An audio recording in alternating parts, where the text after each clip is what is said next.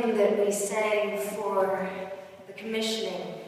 I think verse 3 in that hymn is among some of my favorites.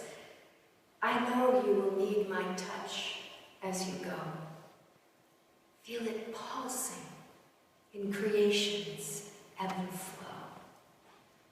Like the woman reaching out, choosing faith in spite of doubt.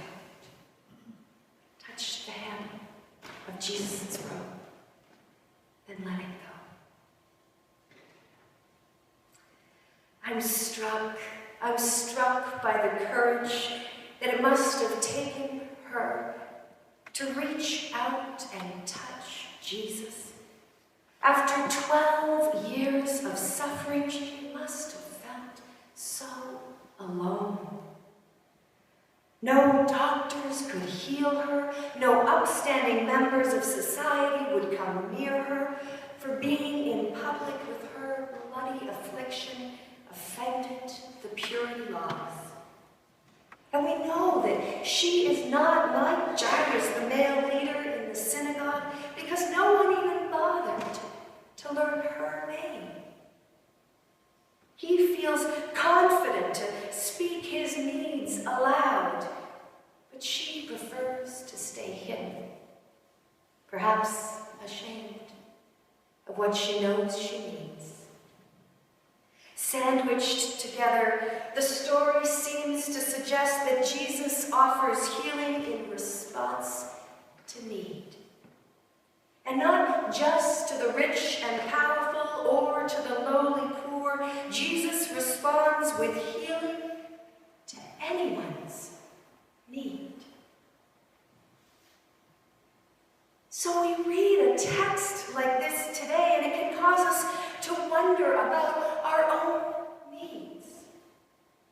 Why isn't God fixing our relationships, our money problems, our struggles?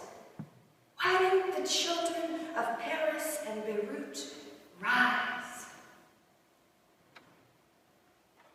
And if we look at this text and we take it out of the larger story of Christ, well then, in this day and age, we surely would be disappointed in God. And if we did that, we'd be forgetting that Jesus wasn't always able to fix everything.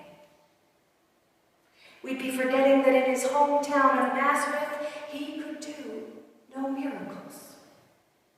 We'd be forgetting that there were many people who came to Jesus for advice and left disappointed by what they heard.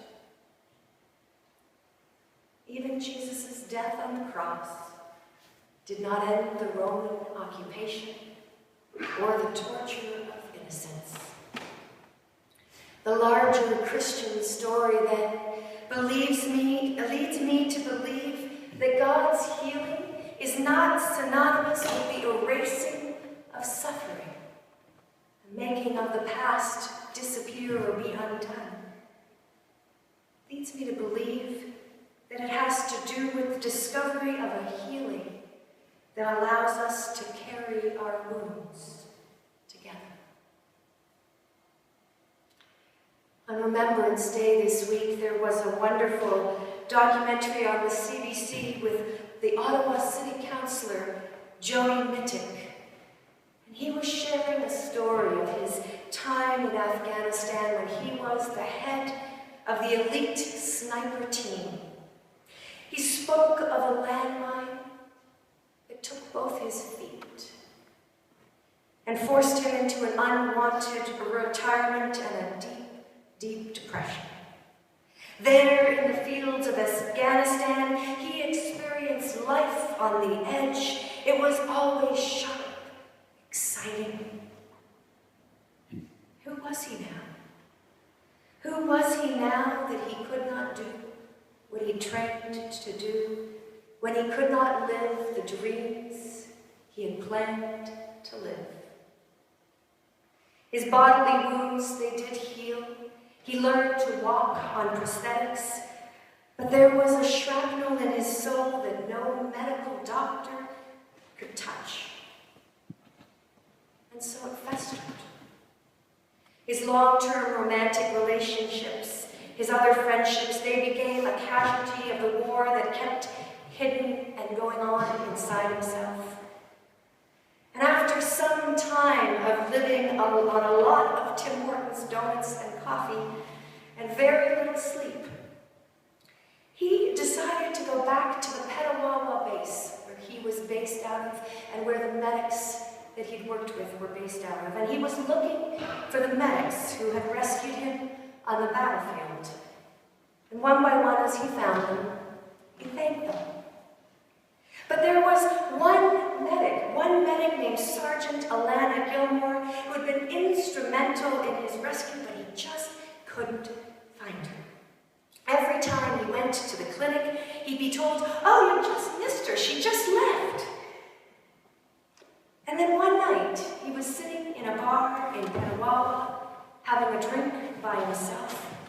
And he says that it was like something out of the movies. You know, when the leading man is sitting at the bar and they look up and the crowds part, and through the smoky mistiness comes a woman, her hair waving back and forth in slow motion. And he thought, she's the most stunning woman I've ever seen. And then he realized, that's Alana. And he reached out and he grabbed her by the arm, and she cocked her other arm ready to clock him. And then their eyes connected. And she recognized him. Joey.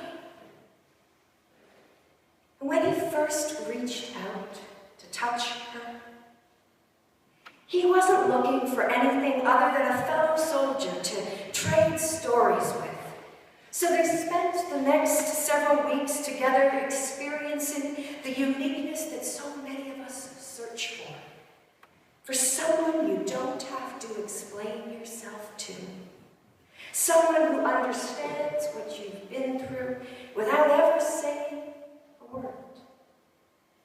And very quickly, their relationship became much more significant. And they're married now.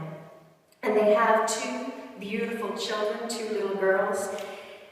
And Jody wrote a book very recently and ran a successful campaign in Ottawa's last municipal elections.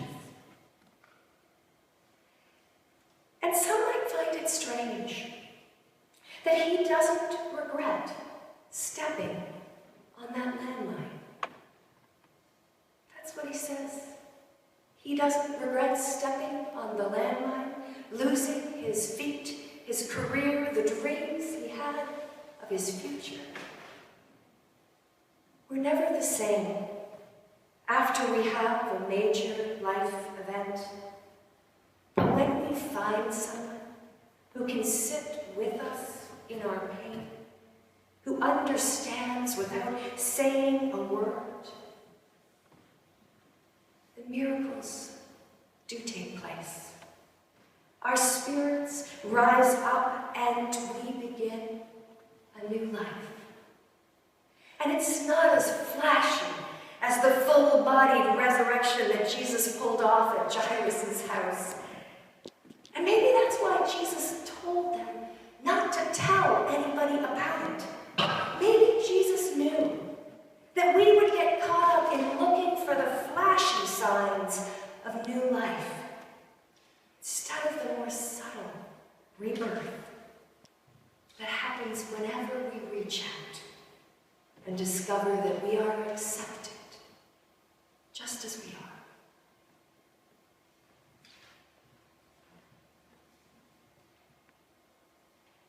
In a fairly devastated place after the news on Friday night, I turned the radio on Saturday morning, and I was listening to the news when I heard about the long lines of Parisians waiting for hours in the pouring rain to give blood to the injured. I heard about the everyday people who had stayed behind to offer comfort to the injured while the guns plastered. The security guards who stopped a suicide bomber wearing an explosive vest and therefore saved the lives of thousands. The first responders who ran towards the carnage. The many, many people who tweeted that their rooms in their houses were available to stranded strangers to sleep over because the transit system had been shut down. And there was, I felt it, God's touch, just like the hymn describes it. Feel it pulsing in creation's ebb and flow. In us,